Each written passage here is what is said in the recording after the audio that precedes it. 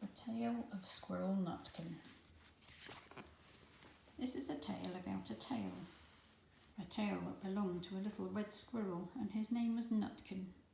He had a brother called Twinkleberry and a great many cousins. They lived in a wood at the edge of a lake.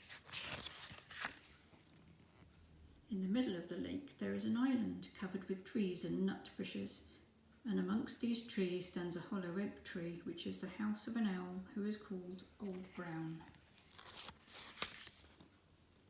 One autumn, when the nuts were ripe and the leaves on the hazel bushes were golden and green, Nutkin and Twinkleberry and all the other little squirrels came out of the wood and down to the edge of the lake. They made little rafts out of twigs, and they paddled away over the water to Owl Island to gather nuts. Each squirrel had a little sack and a large oar, and spread out his tail for a sail. They also took with them an offering of 3 fat mice as a present for Old Brown, and put them down upon his doorstep. Then Twinkleberry and the other little squirrels each made a low bow and said politely, "Old Mr. Brown, will you favour us with permission to gather nuts upon your island?"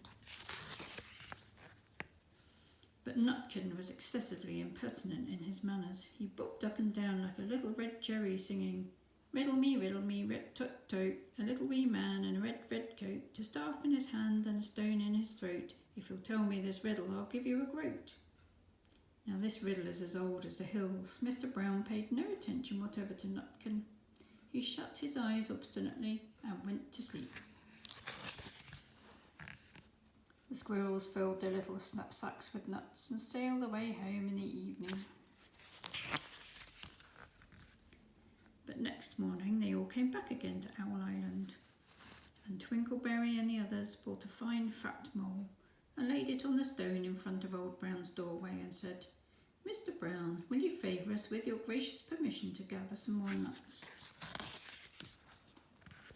But Nutkin, who had no respect, began to dance up and down, tickling old Mr. Brown with a nettle, and singing, "Old Mr. B, riddle me ree, hitty-pitty within the wall, hitty-pitty without the wall, if you touch hitty-pitty will bite you."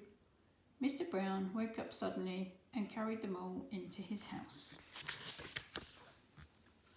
He shut the door in Nutkin's face.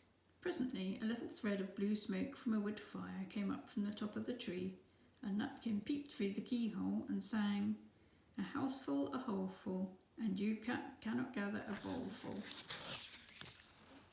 The squirrels searched for nuts all over the island and filled their sacks, but Nutkin gathered oak apples, yellow and scarlet, and sat upon a beech stump playing marbles and watched the door of old Mr. Brown. On the 3rd day the squirrels got up very early and went fishing. They caught 7 fat minnows as a present for Old Brown. They paddled over the lake and landed under a crooked chestnut tree on Owl Island. Twinkleberry and 6 other little squirrels each carried a fat minnow. But Nutkin, who had no nice manners, brought no present at all. He ran in front, singing, "The man in the wilderness said to me, how many strawberries grow in the sea? I answered him as I thought good, as many red herrings as grow in the wood." But old Mr. Brown took no interest in riddles, not even when the answer was provided for him. On the 4th day, the squirrels bought a present of 6 fat beetles, which were as good as plums in plum pudding for Old Brown. Each beetle was wrapped up carefully in a dock leaf fastened with a pine needle pin. But Nutkin sang as rudely as ever. "Old Mr. B, riddle me ree, flower of England, fruit of Spain, met together in a shower of rain, put in a bag, tied around with string, if you'll tell me this riddle, I'll give you a ring," which was ridiculous of Nutkin, because he had not got any ring to give old Mr. Brown. The squirrels hunted up and down the nut bushes, but Nutkin gathered robin's pincushions off a briar bush and stuck them full of pine needle pins. On the 5th day, the squirrels bought a present of wild honey.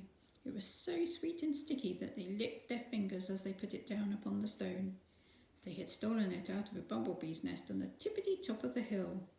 But Nutkin skipped up and down, singing, "Hum-a-rum, buzz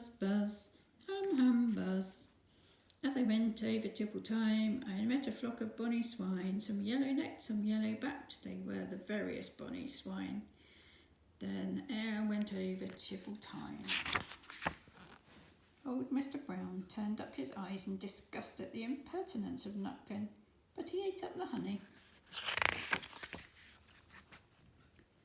The squirrels filled their little sacks with nuts, but Nutkin sat upon a big fat rock and played ninepins with a crab apple and green fir cones. On the 6th day, which was Saturday, the squirrels came again for the last time. They bought a new laid egg in a little red rush basket as a last parting present for Old Brown. But Nutkin ran in front laughing and shouting, "Humpty Dumpty lies in the beck with a white counterpane around his neck. 40 doctors and 40 rights cannot put Humpty Dumpty to rights." Now old Mr. Brown took an interest in eggs. He opened one eye and shut it again, but still he did not speak. Nutkin became more and more impertinent. Old Mr. B, hickamore hackamore on the king's kitchen door. All the king's horses and all the king's men couldn't drive hickamore hackamore off the king's kitchen door. Nutkin danced up and down like a sunbeam, but still Old Brown said nothing at all. Nutkin began again. "Arthur O'Bower has broken his hand. He comes roaring up the land. The King of Scots with all his power cannot turn Arthur of the Bower." Nutkin made a whirring noise to sound like the wind, and he took a running jump right into the head of Old Brown.